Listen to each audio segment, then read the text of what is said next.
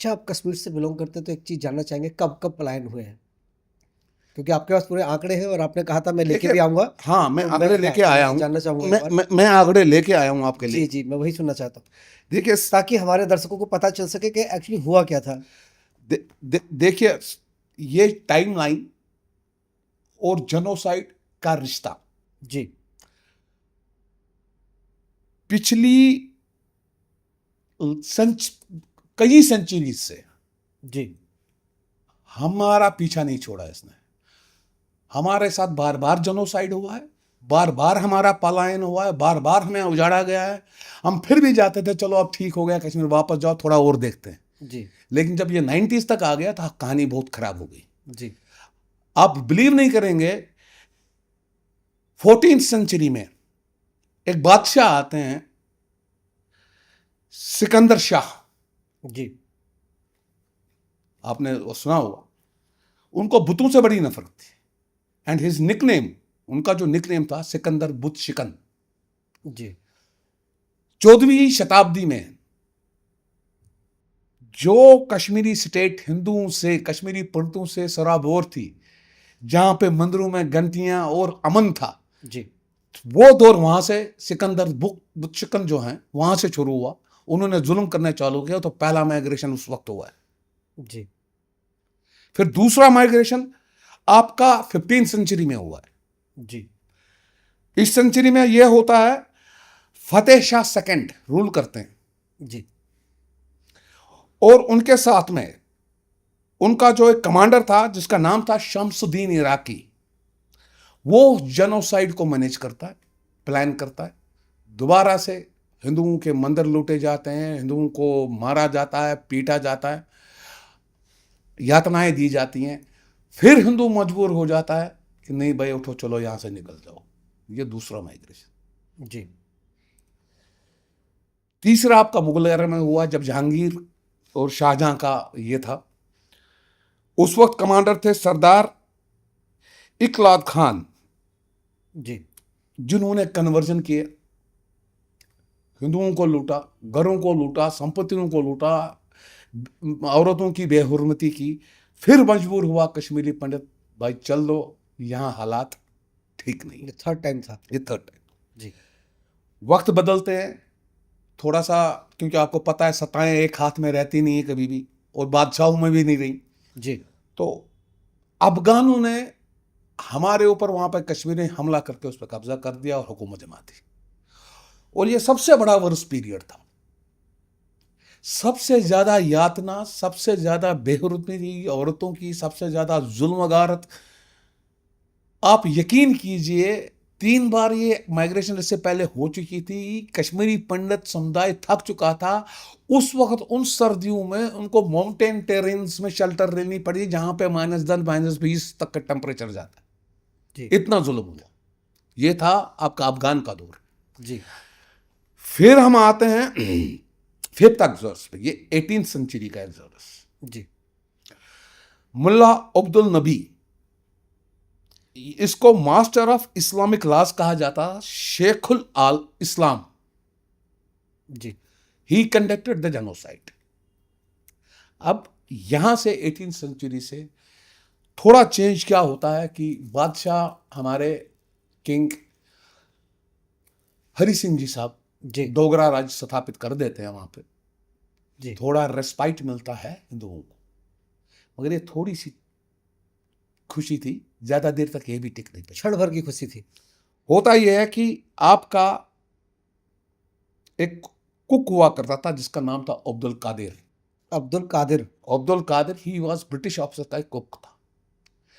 वो प्लान करता है एक इवेंट वहां पे, जिसमें बाद में इग्निशन मिल जाता है कम्युनल राइट्स का, जो वहां पे होती हैं। वो होती है नौशहरा और बोरी कदल में। जी, और ये इतनी भयानक होती हैं कि फिर दोबारा से कश्मीरी पंडितों को जाना पड़ता है, विस्थापन करना पड़ता है। अब 90s का आता है, लेकिन यहां पे 90s से पहले मैं आपको एक चीज कहना चाहूंगा। जी, मैंने भी कहा आपसे क्या ये जो जेनोसाइड का नाता है, ये जो जुल्म सितम का नाता है कश्मीरी पंडित समुदाय से, सेंचुरीज से छूटा नहीं, इवन आज भी नहीं, पोस्ट माइग्रेशन के बाद भी नहीं छूटा है। जी तो होता क्या है, जब ये चीज़ होती है 1931 में, हम थोड़ा सा देखते हैं नहीं कुछ ठीक है। शेखुल्लाह ने वो उस वक्त बनाई थी, मेरे ख्याल से मुस्लिम कॉन्फ्रेंस लीग जो जी भी बनाई थी। नेहरू जी के साथ आज़ादी का दौर चल रहा था, वो चीज़ें हो रही थी, काफ़ी सारे इवेंट्स इंडिया में हो रहे थे, हमें भी उम्मीद थी भाई चलो ठीक है, कुछ अच्छा होगा। अच्छा होगा। जी लेकिन ये बगावत जब शेखुल्लाह जी में आती है, वो ये सोचते हैं कि मेरे पे डोगरा रूल, हमारे मुसलमानों पे डोगरा रूल क्यों चले, तो एक बगावत वहाँ पे जन्म लेती है। जी तो उसके बाद में जब आज़ादी वगैरह सब मिल जाती है, सब कुछ हो जाता है,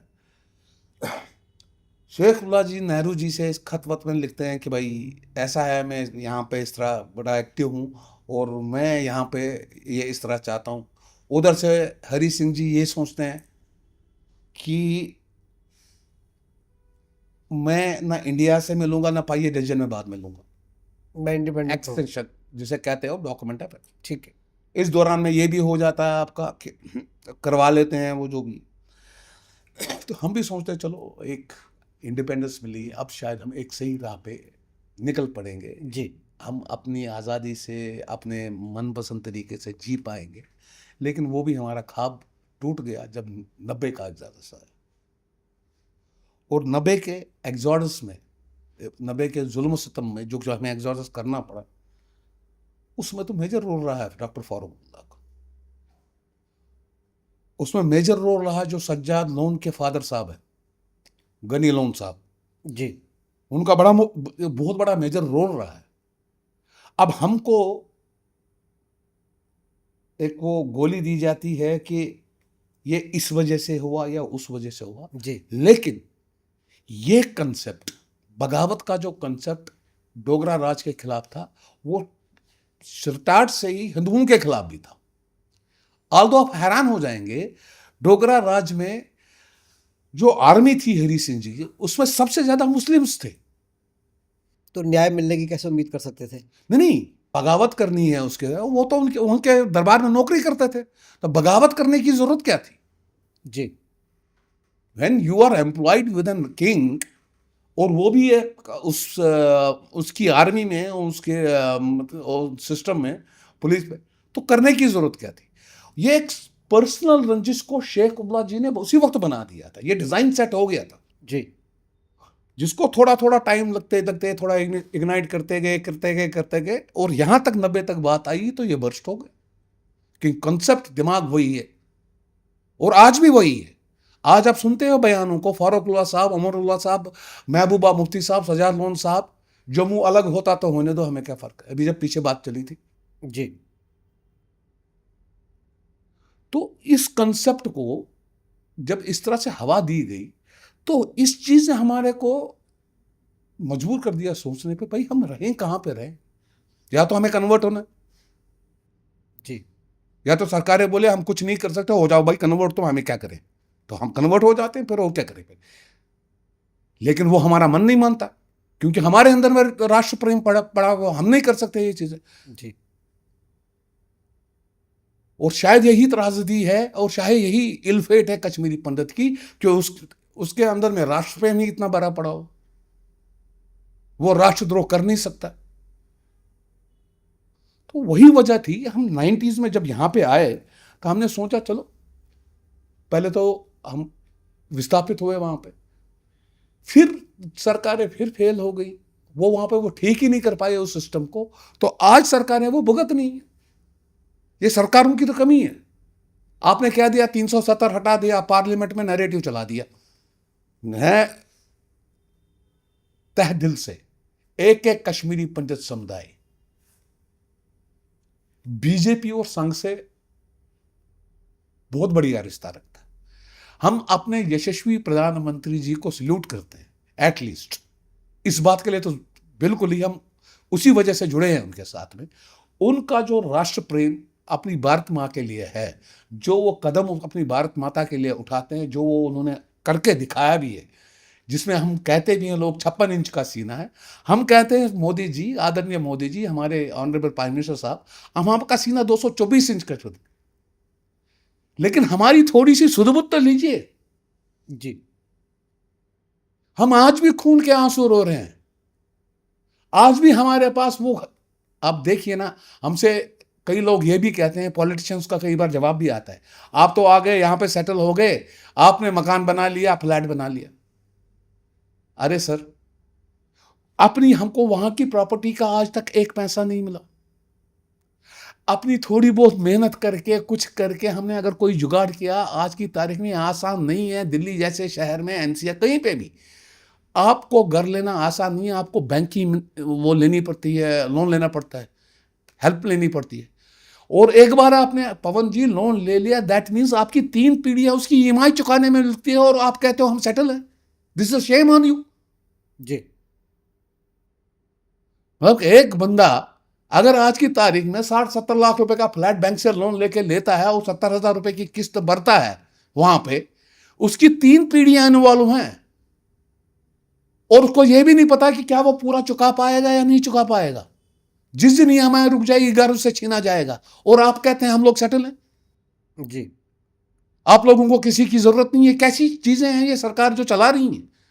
तो ये चीजें थी। ये पूरी आपको मैंने जो क्रोनोलॉजी दी है वो ये है कि हमारा नाता, हमारा रिश्ता, जो हमारी बदकिस्मती है इस कौम के साथ में, वो ये है, हमारे साथ जेनोसाइड का रिश्ता आज का नहीं है, हजारों हजारों साल पहले से चला। ये लगातार सिलसिला चलता रहा है। और मुझे समझ में आज तक भी नहीं आया वाई टारगेट इस कश्मीरी सनातनी, कश्मीरी पंडित ही टारगेट क्यों रह रहा है इसमें। क्या मैं आज आपसे सवाल पूछूं एक? जी। जब आपको ये, और इसमें कुछ झूठ नहीं है, यू कैन फाइंड इट। आज की तारीख में सबके पास गूगल है, जाइए सर्च कीजिए, जो मैंने आपको बताया है जी। सब मिल जाएगा आपको। बिल्कुल। कोई झूठ नहीं है। आपने तो सारे मुझे एक चीज बताइए आप, आज आपसे ये सवाल है, क्या इन सरकारों को ये अभी तक भी महसूस नहीं हो रहा है 2026 में कि नहीं भाई, इस कम्युनिटी को अगर थोड़ा बहुत, ये खत्म हो चुकी है, जीरो पे आ चुकी है ऑलमोस्ट, इसको बचाया जाए, इसको थोड़ा खड़ा किया जाए। बिल्कुल। This is machine. मैं तो बार बार कहता हूं, चूंकि ये गवर्नमेंट्स की नाकामयाबी रही है, गवर्नमेंट्स की गलतियां रही हैं, किसी भी हो, this is a national shame. Modi ji, honourable prime minister साहब, आदरणीय अमित शाह जी, हमारे होम मिनिस्टर साहब, this is a national shame. और क्या ये नेशनल शेम का जो दाग भारत माता की दामन पे लगा है, आप यशस्वी होके उसको मिटा नहीं सकते क्या? और वो तभी मिटेगा जब आप इस कश्मीरी पंडित समुदाय के लोगों को थोड़ा बहुत इनको सहारा दोगे, वरना नहीं मिटेगा। जी। This is for granted.